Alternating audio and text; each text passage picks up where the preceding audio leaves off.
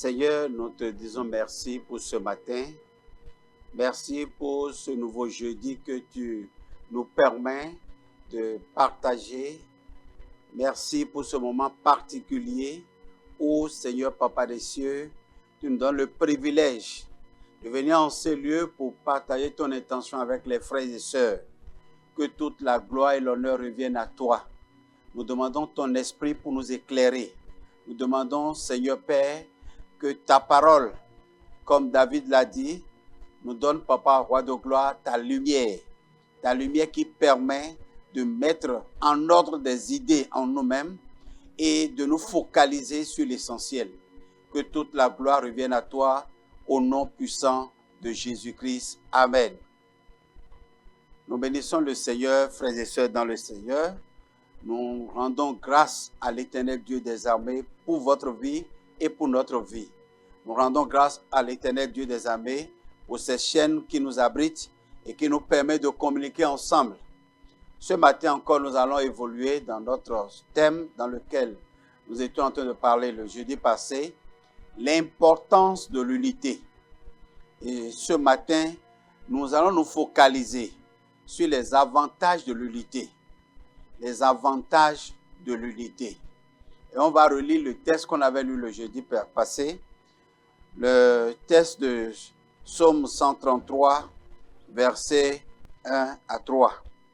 Oh, qu'il est agréable, qu'il est doux pour des frères de demeurer ensemble.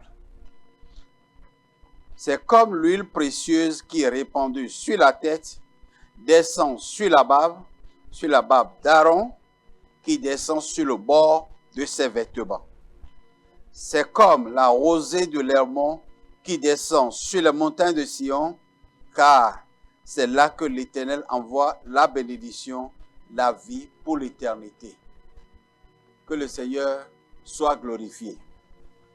Les avantages de l'unité. Dans ce livre, le psalmiste dit, l'unité est douce. C'est-à-dire, il dit, il est bon que nous soyons ensemble. Donc, l'unité que nous formons est douce. L'unité que nous formons est agréable. Et quand c'est doux, c'est agréable, ça attire obligatoirement la bénédiction. Ça attire obligatoirement la bénédiction. L'unité est douce, l'unité est agréable. C'est une bonne chose d'être ensemble. C'est une bonne chose aux yeux de Dieu, c'est une bonne chose aux yeux des hommes. C'est une bonne chose dans la communauté. C'est doux, c'est très doux.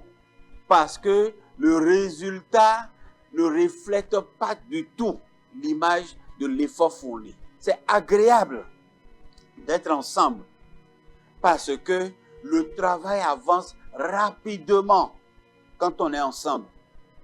C'est agréable. Le travail avance rapidement.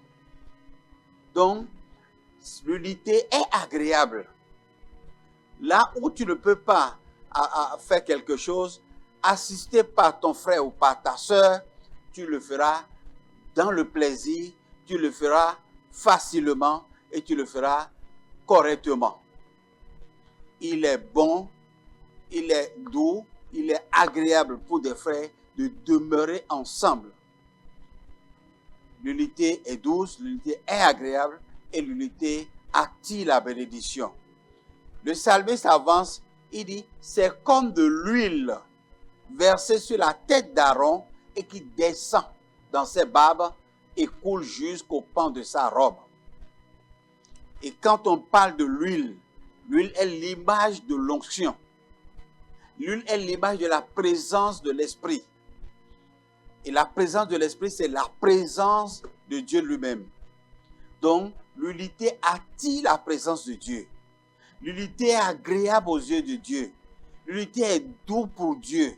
Quand il voit ses élus, quand il voit ses bien-aimés, quand il voit ses enfants se réunir, et élève la voix vers lui, il est heureux, il est épanoui, il est content. L'unité attire la présence de Dieu. Et faites beaucoup attention, quand Dieu est présent, est-ce que quelque chose peut être impossible si Dieu est présent? Donc, dans la présence de Dieu, tout ce qui était impossible devient alors possible. L'unité permet la possibilité de Dieu de s'exprimer sur tous les aspects, dans tous les domaines, dans toutes les dimensions. Le secret de la stabilité d'une maison, d'un couple, d'une famille, d'une église, d'une équipe, c'est l'unité. La stabilité se repose sur l'unité. Dans le livre de Proverbes chapitre 4, le verset 12, si tu marches, ton pas ne sera pas gêné. Et si tu cours, tu ne chancelleras point. Voyez, si tu marches, ton pas ne sera pas gêné. Et si tu cours, tu ne chancelleras pas parce que tu n'es pas seul. Parce que tu n'es pas seul. C'est-à-dire, les obstacles, les chutes et les rechutes sont évités. Ce que tu ne vois pas, quelqu'un d'autre voit à ta place. Tu es averti à temps. L'Éternel Dieu prend soin de te faire assister par l'autre. Quand tu veux trébucher, il est là pour te redresser. C'est très important, très souvent, quand nous nous mettons ensemble. C'est très important quand nous nous mettons ensemble. Nous accomplissons des choses et nous évitons beaucoup de choses également. Je voudrais aussi avancer, avant de finir, également partager avec vous Ecclésiaste chapitre 4 également. Ecclésiaste chapitre 4, le même verset, le verset 12. Il dit, et si quelqu'un est plus fort qu'un seul, les deux peuvent lui résister. Si quelqu'un est plus fort qu'un seul, les deux peuvent lui résister.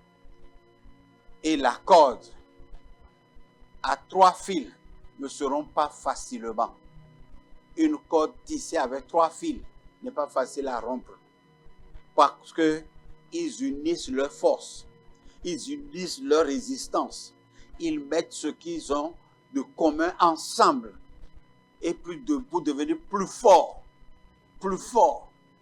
Alors les avantages de l'unité, c'est que l'unité est une bonne chose. L'unité est douce, l'unité est agréable, appréciée par Dieu et par les hommes. L'unité attire la bénédiction.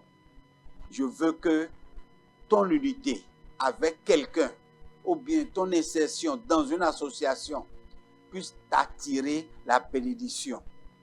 Que cela attire la bénédiction pour toi. Une seule tête ne va pas à la guerre.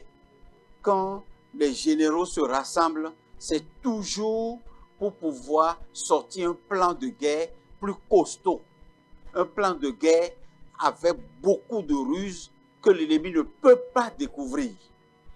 C'est pour cela qu'il faut s'unir, il faut se mettre ensemble. Il y a beaucoup d'avantages dans l'union, il y a beaucoup d'avantages dans l'unité. Ne haïssons pas ces genres de choses. N'évitons pas de nous mettre ensemble.